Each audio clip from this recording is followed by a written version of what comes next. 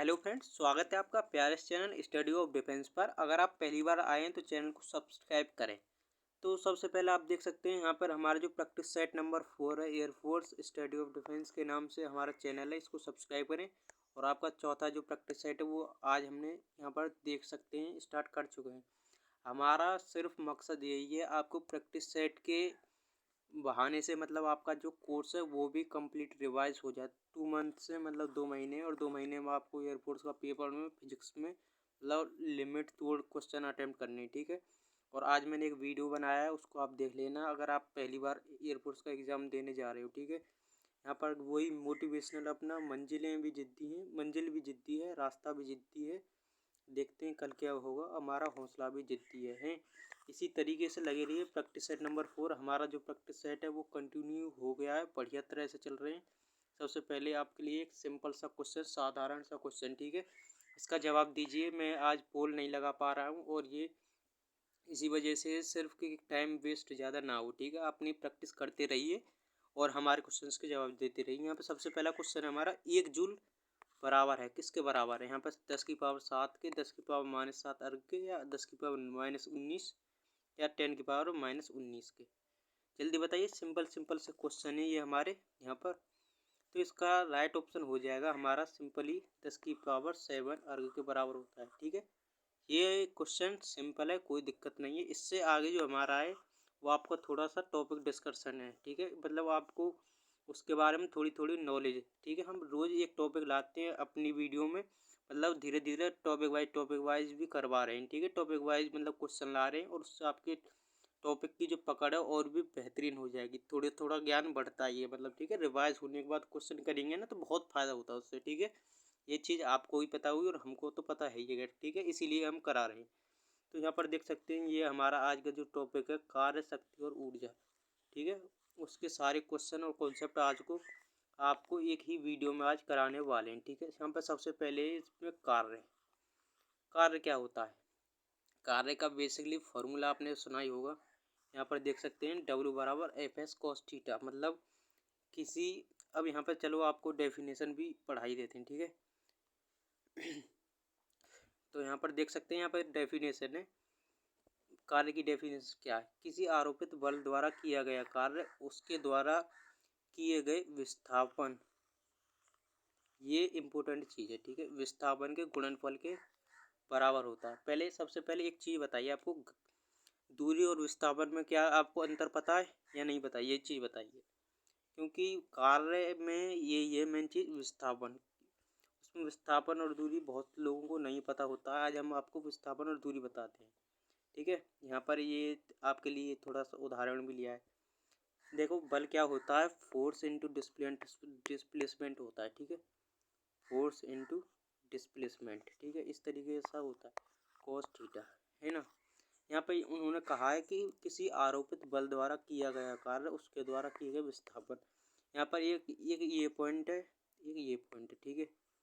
यहाँ से हमको कोई भी चीज़ ले जानी तो हमारे पास दो रास्ते हैं, एक तो यहाँ से यूँ सीधा ले जाओ और एक ऐसा है घूम कर ले जाओ, ठीक है। तो यहाँ पर जो जो ये मिनिमम डिस्टेंस होगी ये तो होगी क्या, इसका विस्थापन। और आप इसको घुमा कर ले जा रहे हो यहाँ से होकर, ठीक है। ये आप यहाँ पर घुमा कर ले जा रहे हो यहाँ से होकर, तो ये क्या हुई, इसकी दूरी, ठीक है। उसने कहा है न्यूनतम दूरी को क्या कहते हैं हम, मतलब आपको पता ही होगा यार, न्यूनतम दूरी को कहते हैं विस्थापन। तो उसने कहा है फोर्स इंटू विस्थापन का अदिश गुणन क्या होता है, बल के बराबर होता है, ठीक है। ना कि दूरी के बराबर, ना कि सॉरी मतलब फोर्स में दूरी का गुणा, यहाँ पर विस्थापन है, ठीक है। इसके ऊपर आगे क्वेश्चंस भी हैं और उनको आप सॉल्व करोगे तो आपको बहुत अच्छे से समझ में आ जाएगा, ठीक है। मतलब बल और विस्थापन के अदिश गुणनफल को क्या कहते हैं, कार्य, ठीक है। यहाँ पर और आपको डेफिनेशन से भी समझा दिया और उदाहरण से भी समझा दिया, इसीलिए मैं लाया था ताकि बहुत से लोगों को पता नहीं होता ना कि दूरी और विस्थापन में क्या अंतर है। मिनिमम जो दूरी की जो मिनिमम दूरी होती है उससे ही हम विस्थापन कहते हैं, ठीक है। विस्थापन एक सदिश राशि है जबकि दूरी क्या होती है, अदिश राशि होती है, ठीक है। चलिए नेक्स्ट देखते हैं, नेक्स्ट क्या है। आज का जो आपका जो टॉपिक है वो काफ़ी लंबा है और वीडियो काफ़ी मतलब लेट तक चलने वाला है, ठीक है। थोड़ा वीडियो लंबा भी होगा और इसको हम प्रीमियर करेंगे। ठीक है, अगर हम ऑनलाइन भी चलाते तो आपको पता होगा हमारा जो नेट है वो थोड़ा अटक जाता है, जिसकी वजह से आपकी पूरी वीडियो का नुकसान हो जाता है। ठीक है, इसीलिए अब हम प्रीमियरिंग करेंगे। ठीक है, सबसे पहले चलिए नेक्स्ट देखते हैं। यहाँ पे पावर, सिंपल चीज़ें, कोई दिक्कत नहीं है, इनसे ज़्यादा तगड़े क्वेश्चन नहीं बनते। जिस हिसाब के क्वेश्चन बनते हैं उसी हिसाब से मतलब आपको कॉन्सेप्ट पता होना चाहिए। ठीक है, फॉर्मूला पता होना चाहिए। तो P बराबर क्या होता है, पावर। ठीक है, पावर क्या होता है, P बराबर W/T। कार्य करने की क्षमता को क्या कहते हैं हम, शक्ति। ठीक है, और एक और है इसका फॉर्मूला, एक ध्यान नीचे देख सकते हैं, P बराबर FV cos थीटा। ये किस तरीके से आया इसको बता दें आप।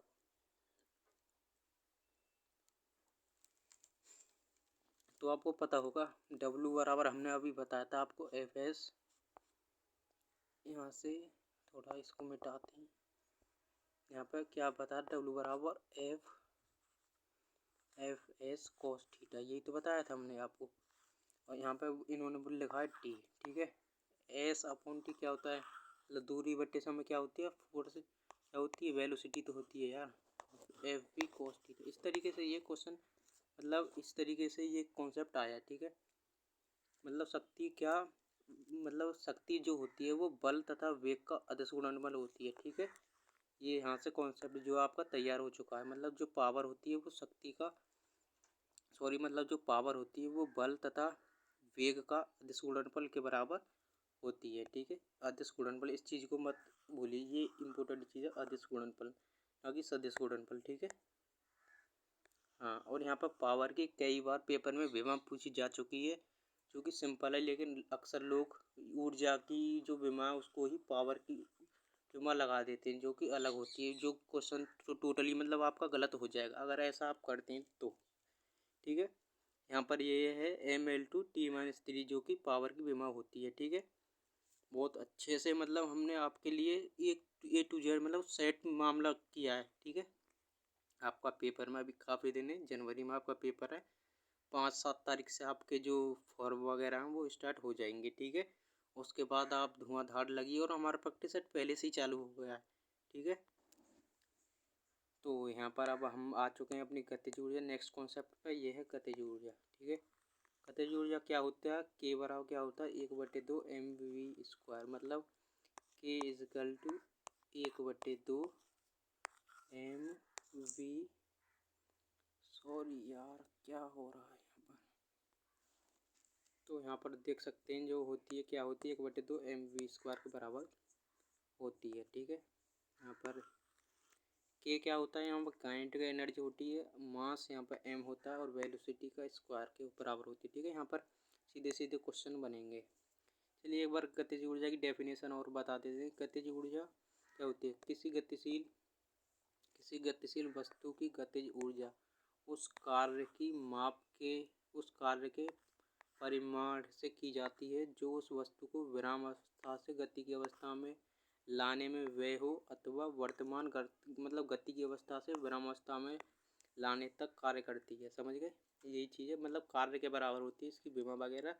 और जो किसी वस्तु को मतलब कोई स्थिर वस्तु को उसको गति की अवस्था में लाने में व्यय की गई ऊर्जा को क्या कहते हैं, गतिज ऊर्जा कहते हैं। ठीक है, यही सब चीज़ें W बराबर K होता है। ठीक है, कार्य के बराबर इनकी विमा होती है। ठीक है, इनके ऊर्जा। ठीक है, मतलब एक तरह से ऊर्जा ही है। ठीक है, चलिए, हाँ, यहाँ पर इम्पोर्टेंट 2 बल होते हैं, एक संरक्षी बल होता है, एक अनसंरक्षी, मतलब एक होता है नॉन कंजर्वेटिव फोर्स और एक होता है कंजर्वेटिव फोर्स। सबसे पहले हम पढ़ाएंगे आपको नॉन कंजर्वेटिव फोर्स। ठीक है, ये क्या होता है, ऐसे सभी बलों की उपस्थिति में जिनके द्वारा वस्तु की गति का विरोध होता है, ऐसे बल होते हैं क्या, अनसंरक्षी बल, मतलब जिनके द्वारा वस्तु की गति का विरोध होता है।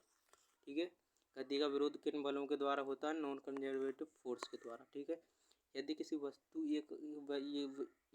वस्तु को एक अवस्था से दूसरी अवस्था में ले जाना होता है, एक अवस्था से दूसरी अवस्था में ले जाना हो, तो ऐसे बलों के विरुद्ध बाह्य कारक को सदैव कार्य करने की आवश्यकता होती है, जैसे कि घर्षण बल।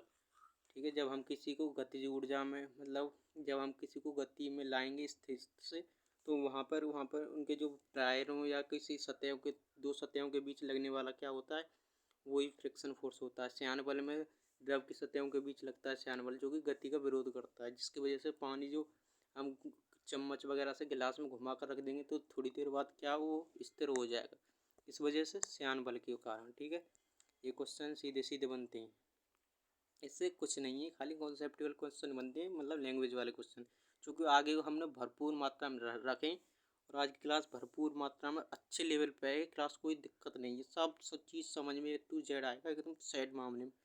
ठीक है, चलिए नेक्स्ट देखते हैं अपना असंरक्षी बल, मतलब कंजर्वेटिव फोर्स, सॉरी संरक्षी बल कंजर्वेटिव फोर्स के ऐसे बल, कंजर्वेटिव फोर्स क्या होती हैं?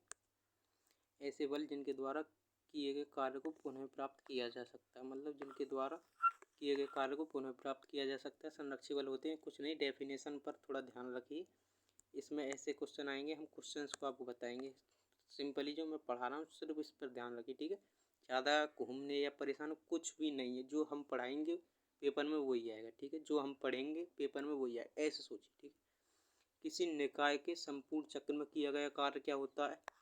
शून्य होता है। ठीक है, यहाँ पर देख सकते हैं ये क्वेश्चन यहाँ से बनता है, मैंने जो चीज़ है ना जो इम्पोर्टेंट है वो सीधी हाईलाइट कर रखी है। यहाँ पर सीधा कहा है ऐसे बल जिनके द्वारा कार्यकृत कार्य को पुनः प्राप्त किया जा सकता है, इन्हीं बलों के द्वारा किसी निकाय के संपूर्ण चक्र में किया गया कार्य शून्य होता है। मतलब संरक्षी बल द्वारा किसी निकाय के एक संपूर्ण चक्र में किया गया कार्य क्या होता है? 0 होता है। ठीक है, संरक्षी बल। ठीक है, यही चीज़ें यहाँ पर क्वेश्चन बनेगा कि किन बलों द्वारा किया गया कार्य शून्य होता है। ठीक है, तो क्या होगा? संरक्षी बल। संरक्षी बल द्वारा एक पूर्ण चक्र में किया गया कार्य क्या होता है? शून्य होता है। ठीक है, जैसे यहाँ पर एक ये गोला है, ये कोई बिंदु यहाँ, एक कोई बस यहाँ से यहाँ घूमकर आ गई, इनको किया गया कार्य क्या होगा? 0, क्योंकि इन्होंने दूरी तय करके यहीं आए, लेकिन इन्होंने विस्थापन नहीं किया। अगर यहाँ से यहाँ तक जाती तो यहाँ पर बल द्वारा किया गया कार्य वगैरह होता, जो कि गलत हो जाएगा मामले, मतलब शून्य हो जाएगा। इन संरक्षी बलों द्वारा एक पूर्ण चक्र में किया गया कार्य क्या होता है? शून्य। और संरक्षी बल कौन कौन से होते हैं आपको ये सीधा सीधा क्वेश्चन आता है। ठीक है, संरक्षी बल आपको पता होनी चाहिए। ठीक है, कौन कौन से होते हैं? एक प्रत्यास्थित बल होता है। ठीक है, विद्युतीय बल भी होता है, चुंबकीय बल भी होता है। ठीक है, गुरुत्वीय बल भी कैसा होता है? कंजर्वेटिव फोर्स में आता है। ठीक है, तो मेरे हिसाब में आपको अच्छे से समझ में आ रहा होगा नॉन कंजर्वेटिव और कंजर्वेटिव फोर्स क्या होते हैं। ठीक है, कंजर्वेटिव वे फोर्स होते हैं जिनके द्वारा संपूर्ण चक्र में किया गया कार्य शून्य होता है। ठीक है, प्रत्यास्थित बल, विद्युत बल, चुंबकीय बल, गुरुत्वीय बल क्या होते हैं? संरक्षी बल होते हैं। ज़्यादा तगड़े क्वेश्चन नहीं आते, क्वेश्चन से आपको सारी चीज़ मालूम हो जाएंगी। यहाँ पर एक और नोट करने वाली बात, सभी केंद्रीय बल कैसे होते हैं? संरक्षी होते हैं। ठीक है, जो केंद्रीय होते हैं सेंट्रीपिटल फोर्स, जैसे कि गुरुत्वीय बल केंद्र की ओर लगता है। ठीक है, इसी तरीके के सारे बल जो होते हैं वो संरक्षी बल होते हैं। ठीक है, अब यहाँ पर आती है संकट, कार्य शक्ति ऊर्जा बहुत बड़ा टॉपिक है, कोई दिक्कत नहीं, लेकिन उसके बाद आती है थोड़ी संगत। थोड़ा आप दिमाग लगाइए, उसके बाद हम बताते हैं, क्योंकि आपको भी थोड़ी हवा लगनी चाहिए। ठीक है, थोड़ा देखिए, डेफिनेशन देखिए। प्रत्यास्थी संघट मतलब इलास्टिक कोलिजन। ठीक है, यदि संघट में सम्मिलित वस्तुओं के मध्य कार्य करने वाला बल संरक्षी हो तो वस्तुओं का संवेग और गतिज ऊर्जा संरक्षित रहती। मतलब प्रत्यास्थ संघट कैसी होती है? जहाँ संरक्षी बल होता है, कार्य करने वाला, जिनके दो वस्तुओं के बीच कार्य करने वाला बल जो होता है वो संरक्षी बल हो, तो वहाँ पर संवेग और गतिज ऊर्जा क्या होती है? संरक्षित होती है। यहाँ पर क्वेश्चन ऐसा बनता है कि किस प्रकार की संघट में जो संवेग और गतिज ऊर्जा दोनों के दोनों कंजर्वेटिव होते हैं, कंजर्व होते हैं। ठीक है, तो कौन सी संघट होगी? वो इलास्टिक कोलिजन होगी। ठीक है, इस चीज़ को आपको याद रखना है, ये क्वेश्चन बन चुका है एयरफोर्स में। ठीक है, इसी तरीके के क्वेश्चन आते हैं। चलिए नेक्स्ट देखते हैं। नोट है जो कि इम्पोर्टेंट चीज़ को बताता है हर बार। ठीक है, यहाँ पर प्रत्यास्थ संघट में यदि वस्तुओं के द्रव्यमान समान हो, ठीक है, आप तो यहाँ पे इन्होंने बोला है, मतलब इलास्टिक कोलिजन में यदि वस्तुओं के द्रव्यमान क्या हो? समान हो, तो उनके जो वेग हैं वो आपस में बदल जाते हैं। मतलब ये फॉर्मूला जो उन पर लग जाता है, m1v1 बराबर m2v2। ठीक है। इसके ऊपर क्वेश्चंस भी हैं, आपको फॉर्मूला याद होगा और आगे हम क्वेश्चंस भी बताएंगे। ठीक है। नेक्स्ट है हमारा पूर्ण प्रत्यास्थ संघटन, मतलब परफेक्टली इनइलास्टिक कोलिजन। ठीक है। ये क्या होता है, दो पिंडों के संघटन में टक्कर के पश्चात आपस में चिपक जाएं तो कौन सी टक्कर होती है, पूर्ण अप्रत्यास्थ संघट्ट होता है, जैसा कि क्वेश्चंस में पूछा भी जा चुका है। ठीक है। ये जो जिनमें मैं ऐसे गोला कर देता हूँ, मतलब वो इम्पोर्टेंट चीज़ बन जाती है क्योंकि वो क्वेश्चंस आ चुके हैं। ठीक है।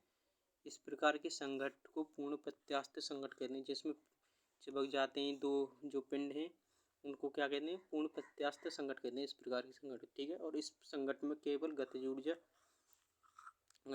ऊर्जा संरक्षित नहीं रहती, केवल क्या होता है, कुल ऊर्जा और संवेग संरक्षित रहता है। ठीक है। मतलब पूर्ण अप्रत्यास्थ संघट्ट में क्या होता है, नंबर एक से बताएंगे आपको। नंबर एक क्या होता है, वस्तु चिपक जाती है आपस में, इसमें क्या गतिज ऊर्जा जो कंजर्व नहीं रहती है नंबर दो पे। ठीक है। कुल ऊर्जा कंजर्व रहती है नंबर तीन पे, और संवेग भी कंजर्व रहता है नंबर चार। मतलब जो संवेग है वो दोनों में कॉमन है, मतलब दोनों में वो कंजर्व रहता है। ठीक है। नेक्स्ट देखते हैं, यहाँ पर नोट है आपके लिए, यहाँ पर जूम हो चुका है। ठीक है। यहाँ पर आपके लिए नोट है, नोट में क्या है, इस संघट्ट में गतिज ऊर्जा संरक्षित नहीं रहती। ठीक है। जो अप्रत्यास्थ संघट्ट है उसमें गतिज ऊर्जा नहीं रहती, लेकिन जो लास्ट कोलिजन थी, जो जो प्रत्यास्थ संघट्ट था, उसमें दोनों चीज़ को कंजर्व थे। ठीक है। इसमें कुल ऊर्जा तथा संवेग भी संवेग अब भी संरक्षित है। ठीक है। इसका फॉर्मूला होता है, पहले वस्तु का द्रव्यमान m1 दूसरे का m2, पहले का u1 दूसरे का वेग u2, और दोनों जब मिलेंगे तो उनका वेग u हो जाएगा, और m1 m2 इनका द्रव्यमान जुड़ जाएंगे जब चिपक जाएंगे। ठीक है। इस तरीके की कोई घटना होती है। ठीक है। चलिए नेक्स्ट देखते हैं। इसके आगे सारे के सारे क्वेश्चंस हैं, और लगाइए अपना दिमाग और हो जाइए तैयार। सिंपल क्वेश्चन है, 2 मिनट में ठोक दोगे आप। देखते हैं वीडियो कितना लंबा हो जाए, 17 मिनट का हो चुका है अब तक वीडियो। ठीक है। लगाइए अपना दिमाग। तो चलिए अब क्वेश्चंस की शुरुआत करते हैं। पहला क्वेश्चन आप यहाँ पर देख सकते हैं कि एक पिंड पर 40 न्यूटन का बल लगता है। ठीक है। यदि बल क्रिया रेखा तथा विस्थापन की दिशा में कोण कितना है, 45 डिग्री है, तो पिंड को 2 मीटर विस्थापित करने में किया गया कार्य क्या होता है, W बराबर क्या अभी बताया था हमने, फोर्स इंटू डिस्प्लेसमेंट और कॉस थीटा। ठीक है। आदेश गुणनफल Fs कॉस थीटा होता है। ठीक है। F का मान इन्होंने क्या दिया है, 40 न्यूटन। ठीक है। क्या होता है, 40 न्यूटन इंटू करेंगे, और ठीक है, और यहाँ पे क्या है, 2 मीटर इंटू कॉस 45 की वैल्यू 1/√2, यही तो होती है 1/√2। और ये पेन मेरा बिल्कुल भी साथ नहीं दे रहा है। W बराबर दोबारा से लिखेंगे Fs कॉस थीटा। तो W बराबर क्या होता है, Fs कॉस थीटा। ठीक है। Fs कॉस थीटा होता है। F कितना है, 40 न्यूटन, 2 मीटर विस्थापित करने में, और थीटा पर बल किस दिशा में, मतलब 45 डिग्री के कोण पर है। ठीक है। तो √2 से √2 कट जाएगा, √2 बार, तो इसका जो राइट ऑप्शन हो जाएगा वो 40 √2 है। ऑप्शन नंबर क्या हो जाएगा इसमें, ऑप्शन नंबर जो सी है अपना राइट ऑप्शन हो जाएगा। आपने निकाल लिया होगा। ठीक है। मेरे यार यहाँ पर आप देख ही सकते हो फ़ोन वगैरह है, और उससे इसी तरीके की थोड़ी प्रॉब्लम आती रहती हैं। ठीक है। कोई दिक्कत नहीं है वैसे। चलिए नेक्स्ट क्वेश्चन है, 4 किलोग्राम के पिंड की गतिज ऊर्जा 400 जूल है, उसके संवेग की गणना करें। गतिज ऊर्जा संवेग के संबंध को आपको पता होना चाहिए। ठीक है। काइनेटिक एनर्जी क्या होती है, 1/2 mv², 1/2 mv², जबकि P बराबर क्या होता है, mv। ठीक है। इन दोनों को बराबर करते हैं, mv यहाँ पर mv² है। ठीक है। k की जगह पर हम क्या रख सकते हैं, यहाँ पर mv² की जगह k बराबर 1/2 pv ऐसे तो रख सकते हैं भाई, क्योंकि v² है, p बराबर mv होता है। ठीक है। तो रखते हैं, k बराबर क्या हो जाएगा, k बराबर क्या हो जाएगा हमें, 1/2 pv, इस तरीके से संबंध हो जाएगा। ठीक है। अब इन्होंने एक चीज़ और कही है, बहुत अच्छी चीज़ है, ठीक है। इन्होंने 4 किलोग्राम के पिंड की गतिज ऊर्जा, मतलब इन्होंने मास दिया है, गतिज ऊर्जा दी है, के निकालना है, ठीक है। तो P बराबर क्या होता है, एक फॉर्मूला आप याद रखिए, P बराबर होता है √2m के। ये इसी से बना है, ठीक है। ऊपर जो फॉर्मूला है आपका ये वाला इन्हीं से बना है, ठीक है। तो इन्होंने मास और हमको काइनेटिक एनर्जी दी, हमको सनबैक पूछा, तो √2m भी लगाएंगे तो कितना हो जाएगा, यहाँ पर सॉल्व करते हैं। यहाँ हो जाएगा 2 इंटू, यहाँ पर यार गलत क्यों चलता है, यहाँ पर हो जाएगा, यहाँ हो जाएगा 2 इंटू 4 इंटू 4, ठीक है, 0 0 अंडर रूट लगाएंगे, √2m और v, ठीक है, तो √2m के, ठीक है। ये हो जाएगा 4 बाहर निकल जाएगा यहाँ से, यहाँ पे यार √2 कैसे बाहर बच रहा है, थोड़ी प्रॉब्लम। तो चलिए अब इस क्वेश्चन का नंबर आ चुका है, इसको सॉल्व करते हैं। तो हमने आपको अभी बताया था P बराबर क्या होता है, √2m के, यही तो होता है। यहाँ पर लिखेंगे 2 इंटू m 4 इंटू 400, ठीक है। क्या हो जाएगा, 4 40 बाहर निकल जाएगा, इसका ऑप्शन जो राइट ऑप्शन हो जाएगा P बराबर 40 √2 ऑप्शन हो जाएगा, ठीक है। यहाँ पर मेरा पेन ठीक नहीं चल रहा है, यहाँ पर जो ऑप्शन है वो सारे के सारे गलत हो चुके हैं इस समय पर, ठीक है। इसका जो राइट ऑप्शन हो जाएगा वो ऑप्शन नंबर क्या डालें, इसमें ही √2 कर देते हैं, ठीक है। 40 यहाँ पर यार 40 √2 ऑप्शन नंबर ए जो है हमारा, ऑप्शन नंबर ए जो हमारा राइट ऑप्शन हो जाएगा, ठीक है। चलिए नेक्स्ट करते हैं, ये क्वेश्चन गलत हो गया यार, ठीक है। नेक्स्ट क्वेश्चन है 1500 किलोग्राम द्रव्यमान की एक कार, और ये क्वेश्चन अच्छे हैं। 1500 किलोग्राम की एक कार 50 किलोमीटर प्रति घंटा की चाल से जा रही, ब्रेक लगने पर 25 मीटर चलकर वह रुक जाती है, तो आरोपित बल, हमने आपको पहले ही बता चुके हैं, कार्य किसके बराबर होता है, काइनेटिक एनर्जी के बराबर, ठीक है। कार्य और काइनेटिक एनर्जी को हम इक्वल रखेंगे, इसका सीधा आंसर आ जाएगा, ठीक है। तो हमने आपको यहाँ पर रख के दिखा दिया है, फोर्स डिस्प्लेसमेंट बराबर 1/2 mv² के, ठीक है। यहाँ पर हमको क्या दिया है, सबसे पहले यहाँ देख सकते हैं हमको मास दिया है, क्या दिया है हमको, अरे यार तुम सारे के सारे अभी आओगे, मास दिया है हमको 1500 किलोग्राम, वेलोसिटी दी है हमको किलोमीटर प्रति घंटा में, और हमको मीटर 25 मीटर चलकर रुक जाती है। तो हमको सिंपली निकालना क्या है इसमें बल, हमको F निकालना है, तो F बराबर क्या हो जाएगा, 1/2 mv²/s, ठीक है। इसी फॉर्मूला के जरिए आप निकाल सकते हो, लेकिन यहाँ पर जो वेलोसिटी दिया है आप देख सकते हैं, यहाँ पर किलोमीटर प्रति घंटा में दिया है, कितने में, किलोमीटर प्रति घंटा में, जो कि हमको किस में बनाना है, ये हमको मीटर पर सेकंड में बनाना है, क्योंकि हमको पहले से ही जो और वैल्यूज़ हैं हमको मीटर पर सेकंड में दी गई हैं, ठीक है।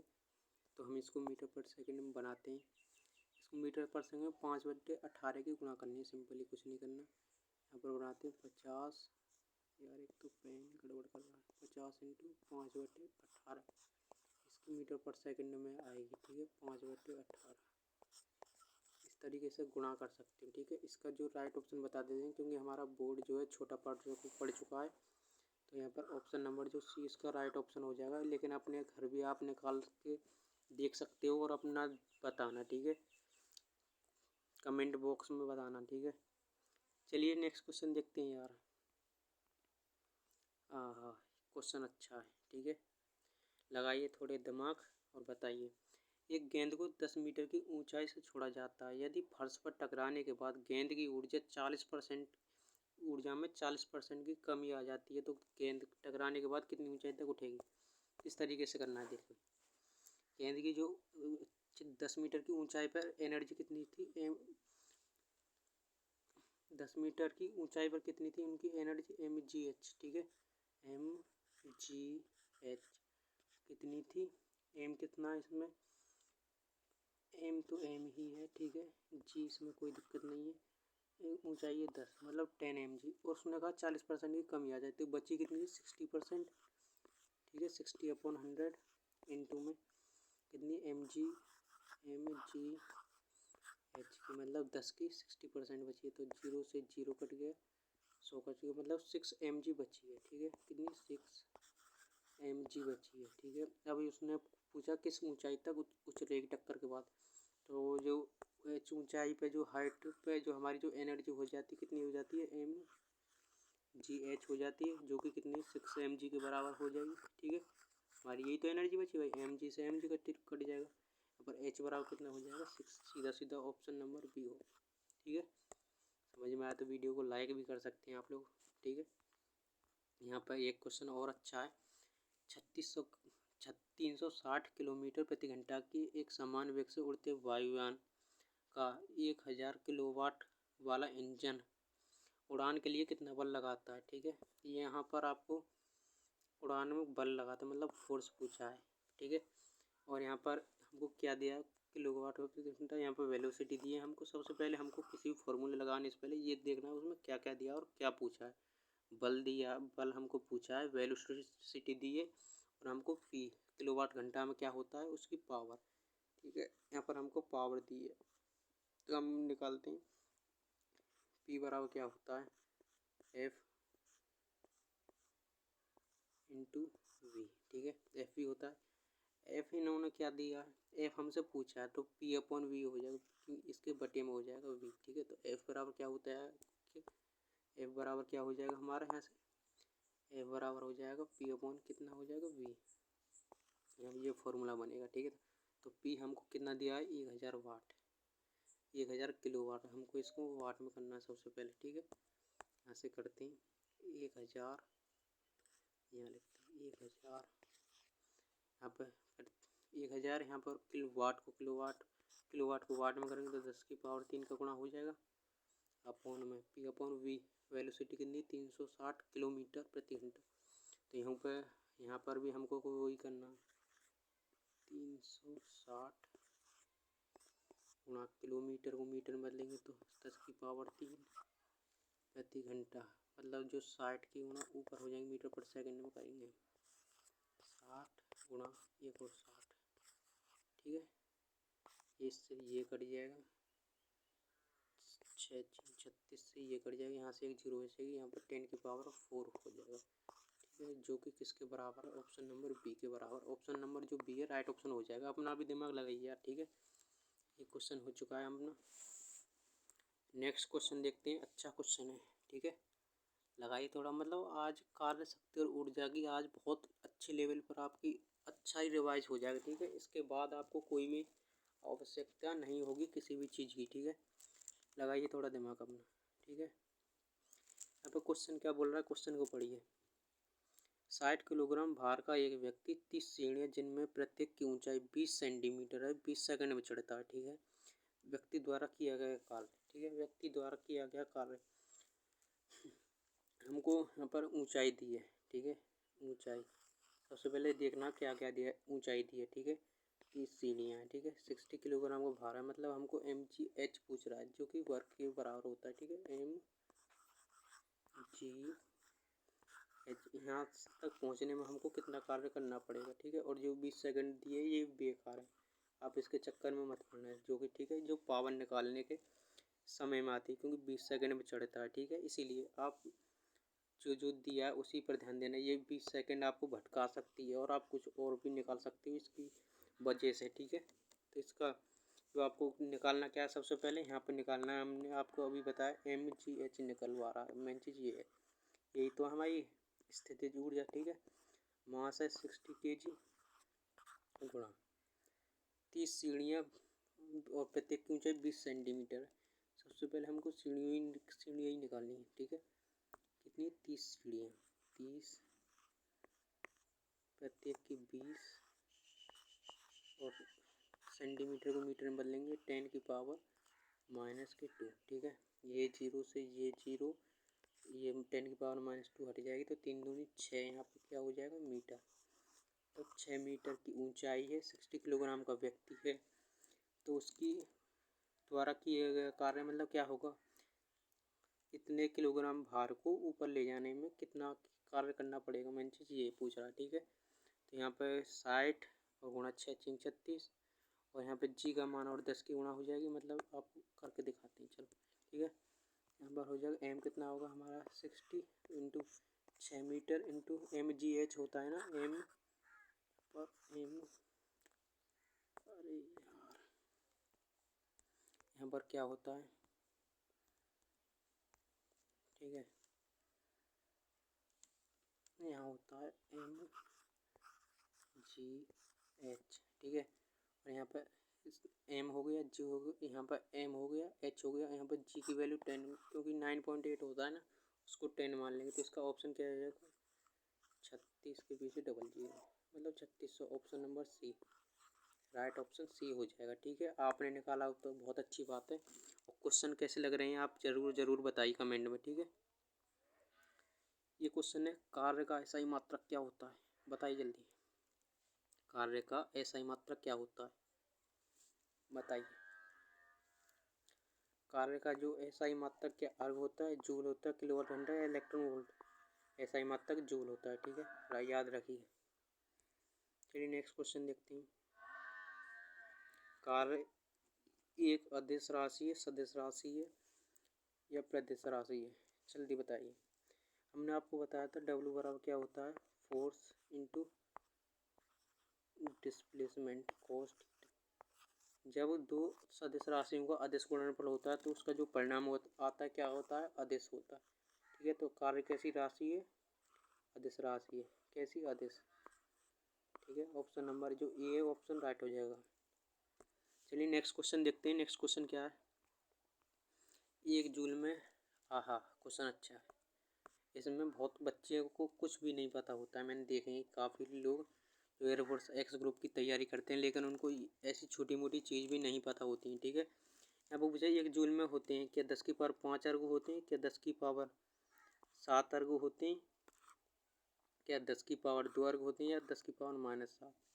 बताइए, सिंपल क्वेश्चन, सिंपल सारी चीज़ें, जल्दी जल्दी बताइए कितने अर्ग होते हैं। तो इसका जो right option option number B हो जाएगा, 10 की पावर 7 अर्ग होते हैं एक जूल में। ठीक है, याद रखिए।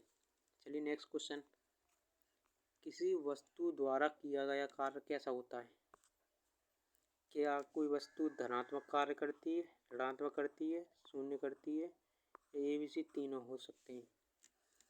किसी वस्तु द्वारा किया गया कार्य कैसा हो सकता है, बताइए जल्दी जल्दी बताइए भाई, आपका पेपर आने वाला है। तेल का डब्बा खा लीजिए, मतलब 20 तारीख का आपका जो BSF वाला एग्ज़ाम है। और आपकी तैयारी कैसी चल रही है बताइए थोड़ा, हमको भी पता चले और हम भी देखें कि आप किस चीज़ में कमज़ोर हैं और आपको लिए क्या सही रहेगा इस समय। तो इसका जो राइट ऑप्शन है ऑप्शन नंबर डी हो जाएगा, मतलब तीनों। किया गया कार्य धनात्मक भी हो सकता है, ऋणात्मक भी हो सकता है और शून्य भी हो सकता है। ठीक है, और कैसे लग रहे हैं क्वेश्चन बताइए। किसी वस्तु पर घर्षण द्वारा किया गया कार्य आय है, किसी वस्तु पर घर्षण द्वारा किया गया कार्य किस तरीके का होता है, बताइए। धनात्मक, ऋणात्मक, शून्य या धनात्मक ऋणात्मक, बताइए। क्वेश्चन अच्छा है। घर्षण हमेशा वस्तु की गति का विरोध करता है। ठीक है, हमेशा ऑलवेज कैसा होता है, ऋणात्मक होता है, नेगेटिव होता है, ओनली नेगेटिव। ठीक है, चलिए नेक्स्ट देखते हैं। इलेक्ट्रॉन वोल्ट का मात्रक, इलेक्ट्रॉन वोल्ट मतलब किस चीज़ का मात्रक है, क्वेश्चन है। इसमें बहुत बच्चे फंसेंगे। ऊर्जा का, शक्ति का, विभवांतर का, इनमें से कोई नहीं। बताइए, सिंपल क्वेश्चन है लेकिन मुझको पता है काफ़ी बच्चे ऐसे ही घूम जाते हैं, इनको ऐसे छोटे मोटे क्वेश्चंस के भी आंसर नहीं आते। मैं देख चुका हूँ, मैं अपनी क्लास में भी देखा था। इलेक्ट्रॉन वोल्ट ज़्यादातर शक्ति का बताते हैं जो कि टोटली गलत है। जो इलेक्ट्रॉन वोल्ट होता है वो ऊर्जा का सबसे छोटा मात्रक होता है शायद, मतलब ऊर्जा का मात्रक होता है इलेक्ट्रॉन वोल्ट, सॉरी। ठीक है, नेक्स्ट देखते हैं। शक्ति की अवयवी सूत्र हमने आपको ऊपर ही बताया था जबकि, ठीक है। शक्ति का ज़्यादातर बच्चों को याद नहीं होता, वो ऊर्जा पर लगाकर चले आएंगे, जो कि ऑप्शन आपका गलत ऑप्शन हो जाएगा। ठीक है, जो कि मैंने कई जब बार देखा, शक्ति का याद नहीं रहता, ऊर्जा का होता है। तो ऊर्जा शक्ति को एक ही मान लेते हैं बच्चे, जबकि जिनमें ये डिफरेंस नहीं कर पाते कि शक्ति अलग चीज़ है और ऊर्जा अलग चीज़ है। ठीक है, अगर आप टॉपिक पढ़ोगे तो उसका अच्छा ज्ञान होगा, ठीक है। इसमें जो एयरफोर्स और बीएसएफ में बता दूँ, इसमें जो मतलब कथन वाले ज़्यादातर क्वेश्चन आ जाते हैं, ठीक है, और कथन वाले ज़्यादातर गलत होते हैं बच्चों से, ठीक है।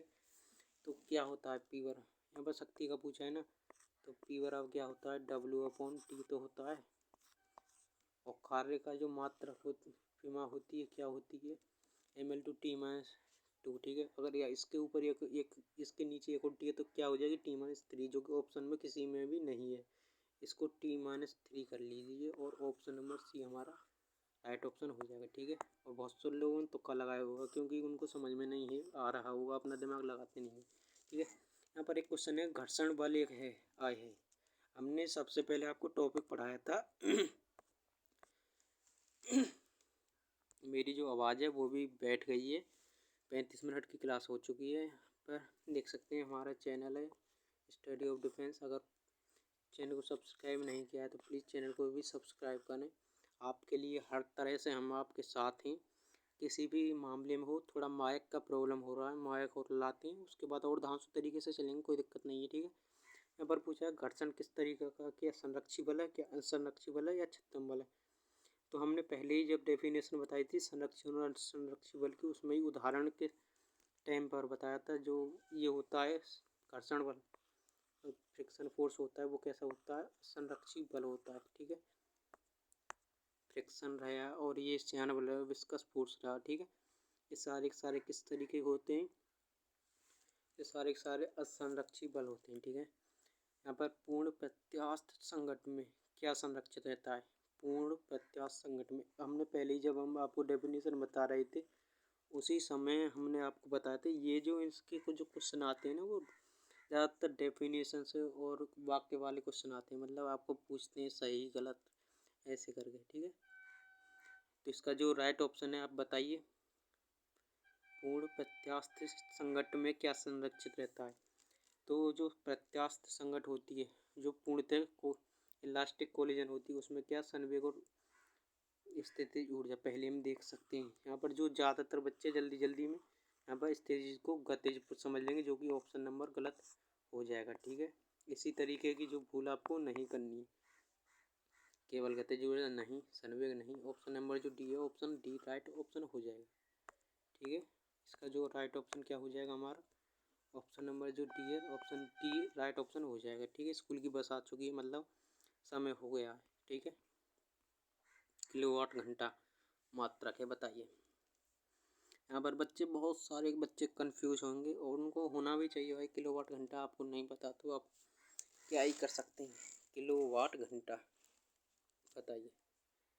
और इसका जो राइट ऑप्शन हम बाद में बताएंगे, लेकिन ज़्यादातर बच्चे इसमें सख्ती करेंगे क्योंकि उनको दिख गया वाट, जो कि ऑप्शन नंबर जो पहला ऑप्शन है वो गलत हो जाएगा, ऑप्शन पहला जो गलत हो जाएगा, ठीक है। जो किलोवाट घंटा किसका मात्रक होता है, ऊर्जा का मात्रक होता है, ठीक है। क्या होता है, ऊर्जा का मात्रक होता है। और ज़्यादातर बच्चों का ये क्वेश्चन गलत हो चुका है क्योंकि ज़्यादातर बच्चे इसको वाट समझ लेते हैं, किलोवाट इतना ही पढ़ते हैं, उसके बाद क्वेश्चन को ठोक देते हैं, ठीक है। थोड़ा मेरा गला बैठ गया है, तो चलिए नेक्स्ट क्वेश्चन पर चलते हैं। और आपको कैसा लग रहा है, आज फील आ रही होगी क्योंकि आज लंबी क्लास है और कई क्वेश्चन रह गए हैं। यदि किसी पिंड का संवेग दोगुना कर दिया जाए तो उसकी गतिज ऊर्जा किस प्रकार मतलब कितनी हो जाएगी, ठीक है। मतलब गतिज ऊर्जा और संवेग का संबंध आपको पता होगा, नहीं तो आज हम बताते हैं। पी बराबर क्या होता है, हमने पहले भी एक फॉर्मूला लिखाया था आपको, पी बराबर √2m_k। यहाँ पर के होती है काइनेटिक ऊर्जा यानी गतिज ऊर्जा, और m द्रव्यमान मास, और p क्या होता है संवेग, ठीक है। उन्होंने क्या कहा है, संवेग को दोगुना कर दिया जाए तो गतिज ऊर्जा कितनी हो जाएगी। मतलब संवेग को हम इस तरीके से लिख सकते हैं, छोटा लिखेंगे थोड़ा, अरे यार पेन काम कर जाए, एक मिनट रुकिए, ठीक है। पी स्क्वायर बराबर क्या होता है 2m_k, ठीक है। पी इन्होंने दो गुना कर दिए तो 2 का स्क्वायर करेंगे तो क्या हो जाएगा 4p², ठीक है। इनमें क्या गतिज ऊर्जा हो जाएगी, गतिज ऊर्जा में क्या प्रभाव पड़ेगा, जब संवेग को दो गुना करेंगे तो यहाँ पर हो जाएगा 2m, यहाँ पर हमने गलत लिख दिया, ठीक है। यहाँ पर हो जाएगा के। तो गतिज ऊर्जा कितनी हो जाएगी, पहले पी थी और यहाँ पर क्या हो गई, 4 गुनी बढ़ गई। मतलब जो गतिज ऊर्जा है संवेग को 2 गुना करने पर गतिज ऊर्जा 4 गुनी हो जाती है। ठीक है, ऑप्शन नंबर जो ऑप्शन हमारा सी है जो वो है राइट ऑप्शन हो जाएगा। ठीक है, आप जब भी सीख सकते हैं जब अपना दिमाग लगाएंगे। ठीक है, मैं तो आपको बताता रहूँगा, आधा आएगा आधा जाएगा, लेकिन जब तक खुद का दिमाग नहीं लगाओगे तब तक आप कुछ भी नहीं सीख सकते। सिंपल क्वेश्चन आते हैं, सेम टू सेम जैसा मैं करा रहा हूँ ऐसे क्वेश्चन हर बार पेपर में आते हैं, और मेरा उद्देश्य यही है कि आपके ज़्यादा से ज़्यादा क्वेश्चन फंसे। ठीक है, 25 में से 25 ठोकने की कोशिश करना। किसी पिंड के द्रव्यमान 2 गुना और वेग आधा करने पर उसकी गतिज ऊर्जा हो जाएगी। भाई गतिज ऊर्जा क्या होती है, सबसे पहले गतिज ऊर्जा का फॉर्मूला लिखते हैं सबसे पहले। ठीक है, गतिज ऊर्जा का फॉर्मूला क्या होता है, के बराबर क्या होता है 1/2 mv²। उन्होंने कहा द्रव्यमान को 2 गुना करते हैं। ठीक है, तो m की जगह 2m करते हैं और वेग को आधा कर दें, तो क्या होगा इसमें, चलिए देखते हैं। यहाँ पर देखते हैं, यहाँ के बराबर 1/2 m की जगह 2m और यहाँ पर वेलोसिटी 1/2 का हो जाएगा 1/4, तो 2 से 2 कट जाएगा। ठीक है, तो यहाँ पे एक्स्ट्रा 2 बचेगा, कितना एक्स्ट्रा 2 बचेगा, मतलब v²/4 हो जाएगा ना। तो पहले कितनी थी 1/2 mv², अब 1/4 हो गई, मतलब जो काइनेटिक एनर्जी है वो पहले की 1/2 हो गई। ठीक है, मतलब आधी हो जाएगी, और यहाँ पर आधी ऑप्शन नंबर ए में ठीक है। ठीक है, इसी तरीके से सॉल्व करने, सिंपल ही क्वेश्चन है, आप आराम से इनको लगा सकते हो। और मेरी आवाज़ आपको मेरे सामने ठीक नहीं है, लेकिन आज अब मैनेज कर लो यार। ठीक है, इतना तो करना पड़ेगा आपको। 1 किलोग्राम के एक पिंड की गतिज ऊर्जा 200 जूल है, तो उसका वेग बताइए। ये आपको घर खुद सॉल्व करना है सबसे पहले, उसके बाद देखना इसका सॉल्यूशन, और मतलब इसका सॉल्यूशन उसके बाद में क्या निकलता है। ठीक है, उसके बाद ही, कहीं ये नहीं कि आप वीडियो देख रहे हो आप बिल्कुल भी सॉल्व नहीं कर, खुद भी सॉल्व करना है यार। ठीक है, इसका चलिए नेक्स्ट क्वेश्चन देखते हैं, यही क्वेश्चन है चला। ठीक है, इसकी गतिज ऊर्जा 200 जूल दी है, काइनेटिक एनर्जी मास इतना दिया है, तो पिंड का वेग पूछा है। ठीक है, वेग क्या हो जाएगा, v² बराबर 1 हो जाएगा काइनेटिक एनर्जी अपॉन 1/2 होता है, तो यहाँ पर 2 का गुणा हो जाएगा और अपॉन में m हो जाएगा। ठीक है, 1/2 mv² होता है। ठीक है, के कितनी है, के का मान कितना है 2। हम इसको एक काम करते हैं आज, यहाँ पर के को हम यहाँ से हटाकर यहाँ पर गुणा में 200 जूल लिख देते हैं, 200, और मास की जगह पे क्या होता है 1, मास की जगह यहाँ पर क्या लिख देते हैं 1, तो 200 200 कितना हो जाएगा 400, और 400 का जो अंडर रूट आएगा वो कितना हो जाएगा 20। ठीक है, इसका जो राइट ऑप्शन हो जाएगा वो 20 मीटर पर सेकेंड, ऑप्शन नंबर ए हो जाएगा। और कैसा लग रहा है आप जल्दी जल्दी बताइए कमेंट में। जब कोई पिंड किसी वायुयान से गिरता है तो उसकी वृद्धि होती है, किस चीज़ में वृद्धि होती है, जब कोई पिंड किसी वायुयान से गिरता है तो क्या होता है, जब पिंड वायुयान में होता है तो उसकी क्या होती है mgh होती है, और जब वो नीचे गिरता है किसी वेलोसिटी से तो उसकी हो जाती है mv², मतलब स्थितिज ऊर्जा काइनेटिक ऊर्जा में बदल जाती है। तो जब पिंड गिरता है तो उसकी किस चीज़ में वृद्धि होती है, गतिज ऊर्जा में वृद्धि हो जाती है। सी राइट ऑप्शन हो जाएगा। ठीक है, आकाश में उड़ते पक्षी में होता है, बहुत अच्छा क्वेश्चन है, आ भी चुका है। आकाश में जो पक्षी उड़ता है, ठीक है, जैसे कोई पक्षी है, अरे पक्षी बन जा यार। ठीक है, पक्षी है, इसकी 2 पंख हैं, ये पंख है। ठीक है, तो जब ये उड़ता है तो किस तरीके का, मतलब इसमें क्या कंजर्व रहता है, गतिज ऊर्जा स्थितिज ऊर्जा दोनों या दाब। जब पक्षी उड़ता है ना तो उसमें दोनों ऊर्जा होती हैं, क्योंकि ये जो बीच वाला पार्ट है स्थिर रहता है, और ये पंखों की वजह से ऊपर नीचे ऊपर नीचे ऊपर नीचे कर कर के आगे को बढ़ता है, मतलब इसमें वेलोसिटी भी होती है। ठीक है, तो इसका ऑप्शन नंबर दोनों हो जाएंगे। ठीक है, ऑप्शन नंबर क्या हो जाएगा दोनों, option number C option right option हो जाएगा। ठीक है, हाँ, चलिए क्वेश्चन है, सिंपल क्वेश्चन है, इसका आंसर बताइए, थोड़ा वेट करो और हम इसका सही आंसर आपको फिर बताते हैं। बताइए, 44 मिनट हो चुकी हैं। ऊर्जा का मात्रक जूल के स्थान पर क्या लिख सकते हैं हम, बताइए, क्या हम यहाँ पर वाट लिख सकते हैं क्या, भाई बताइए, क्या हम यहाँ पर वाट लिख सकते हैं, नहीं लिख सकते ना, क्योंकि क्या होता है ये पी मतलब शक्ति का मात्रक होता है। किसका होता है? शक्ति का मात्रक क्या होता है? वाट। ठीक है। न्यूटन इंटू मीटर मतलब फोर्स इंटू डिस्प्लेसमेंट क्या होता है? वर्क, ऊर्जा। ठीक है, इसको हम लिख सकते हैं। किलोवाट ये भी शक्ति का होता है। फोर्स अपॉन एफ अपॉन लंबाई क्या होता है? पृष्ठ तनाव। हमने आपकी पहली वीडियो थी जो उनमें सब बताया है। ठीक है, आपको उन्हीं में से देखना। पृष्ठ तनाव क्या क्या होता है? न्यूटन प्रति मीटर। ठीक है, नेक्स्ट क्वेश्चन देखते हैं। नेक्स्ट क्या है? ये क्वेश्चन ठीक है। अगर आपने हमारे चैनल को सब्सक्राइब नहीं किया अभी तक तो स्टडी ऑफ डिफेंस को आप सब्सक्राइब करें। आपके लिए फिजिक्स की हर तरह से हेल्प की जाएगी। ठीक है, कोई भी प्रॉब्लम हो हमको बताइए। ठीक है, स्टडी ऑफ डिफेंस। एक मशीन 200 जूल कार्य 8 सेकंड में करती है तो मशीन की सामर्थ्य मतलब आपको पी बताना है। पी का फॉर्मूला क्या होता है? पी बराबर क्या होता है? इन्होंने एक मशीन इतने अच्छा वर्क डब्ल्यू अपॉन टी ना बताया, डब्ल्यू अपॉन टी बताया था हमने, शायद नहीं बताया तो अब लिखने में। पी बराबर क्या होता है? W upon T. इन्होंने डब्ल्यू दिया है 200, 8 सेकंड दिया तो पी निकालने में क्या दिक्कत है? तो यहाँ पर पी बराबर क्या निकाल देंगे हम?